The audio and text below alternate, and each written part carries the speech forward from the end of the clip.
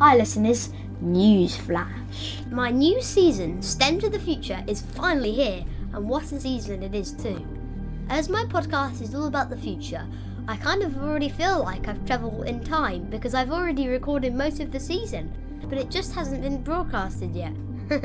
I want to thank everyone that has taken part so far, and particularly to the IEC for funding so many knowledgeable engineers for me to talk to about all different sort of STEM subjects.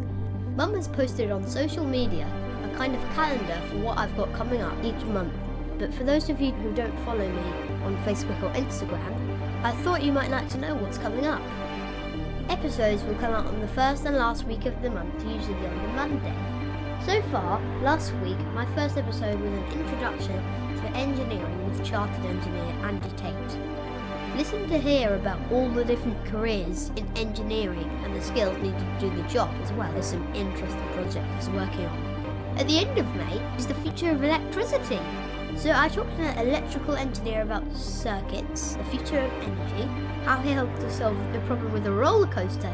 We even talked about electricity, my favourite film Back to the Future. It's good fun.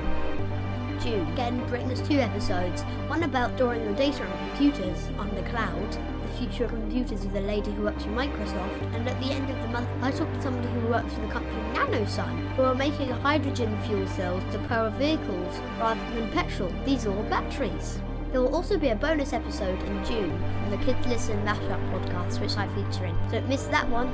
July is all about space, starting with an interview with the space curator at the London Science Museum, and later that month with an engineer who works at the Goonhilly Earth Station.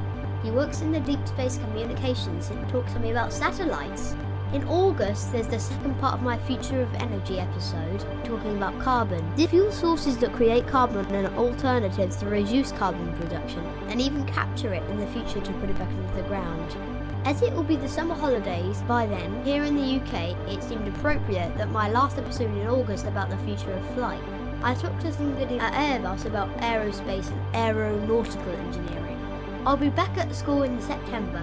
So far we've only got 1 episode planned before I start a new academic year, and that is the future of rail travel.